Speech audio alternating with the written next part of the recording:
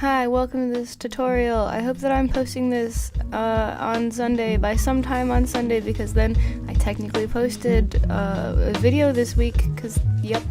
So, anyway, this is a tutorial video, and also, by the way, I'm sick, so that's why I'm sick.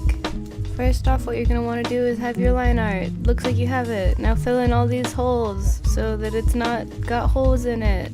See all these lines that are really complicated? Well, you have to make sure none of them have holes in them, because the next part requires no holes. It can't have holes, because you're going to take the select magic wand tool and select the outside of the character, and if there were holes, then, you know, it would be messed up. See, it would be like that. But actually now you've selected everything except for your character. That's why the entire inside of your character is blue. So you go up here to select and you invert the selection. So now everything inside your character is actually selected and you can just color it in. If you're thinking, hey, I already learned all this in your last tutorial, then you did, so skip to whatever time I put on the screen to learn to shade instead of how to color, because I already taught that. Anyways, now that you've colored in this inverted selection on a layer below your line art layer, you're thinking, hey, it's time to color it, look at you coloring it in. But wait, that's really annoying, because it's still going outside of the lines. Okay, just put protect alpha on. Wow, you check the box and now everything stays in the lines. So now that that's done, you're just going to want to color the whole character. And yep, it's pretty boring to color a character, so I sped this part up and I don't know what to talk about.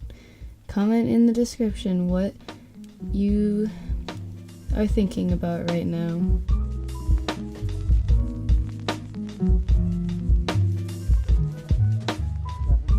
Next is the part where you color the line art, which is fun because it makes things look pretty.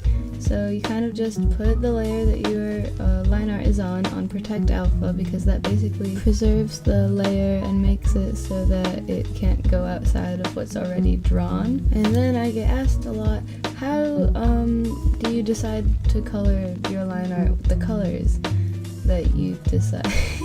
The answer is the similar colors that I would shade it with. So you gotta remember not just to make the colors darker, but also to change the saturation and the hue. I almost always have much more saturated versions of the colors that are under the line art when I color line art. If you're having trouble figuring out how to do this yourself, just look at your color wheel and you can basically see that by changing the saturation, I mean going to the top right, and by changing the hue, I mean going around the color slider. Next, I'm going to be showing two methods for how I shade. This first method is just by picking colors and just drawing where you want to shade immediately over a layer that is clipped to your flat colors layer. This method works a lot better when you have something that you're shading that is usually just one color, like all these flowers are just one color and they don't have any complex pattern that makes shading difficult, like for example maybe the folds and stripes on the scarf of this character would not be very, it just wouldn't make a lot of sense to shade them in this style. So it's pretty simple, and then once again I would usually pick some more saturated and slightly darker colors to shade with, and don't forget to do the exact opposite and hue shift in a different direction with your highlight color.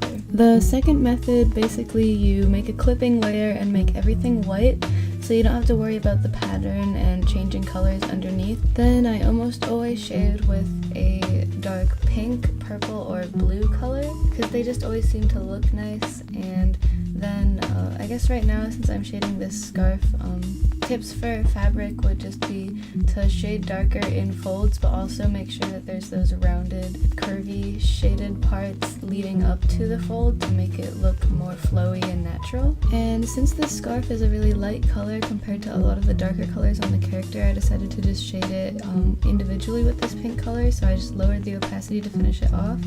And then when shading the character, I used a darker, more purpley color. And so, yep. This method of shading works really well because a lot of people don't like to figure out what colors are going to work manually to shade something. So if you shade everything with this dark purple color and just put it on lower opacity, usually things work out and it always looks pretty good, but you always have to edit individual things, like see how the ears are a lot of a darker brown than everything else on the character. I had to use a really cold purple blue color to get that to stand out, whereas the pink would have just looked like the same color. Then it's also important once you've shaded to, well, I guess it's optional, but I really like to add white lines because they make it so that the character stands out in a lot of places where the shading and the darkness of the shading and the colored line art combined sort of take away from the original line art where there are a lot of details. So white lining, even though it might not be the smoothest sometimes, it really does help to bring out those details that are lost. Once you're finished with white lining, actually usually I do white lining last, but the way that I do highlights is by adding these little stars everywhere and speckles and dots, and people seem to really like them.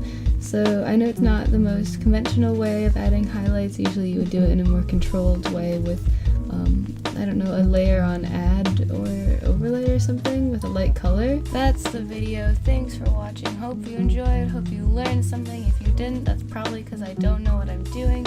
But comment what you want me to make instead then. Like another tutorial video. And the new sprites. What do you think?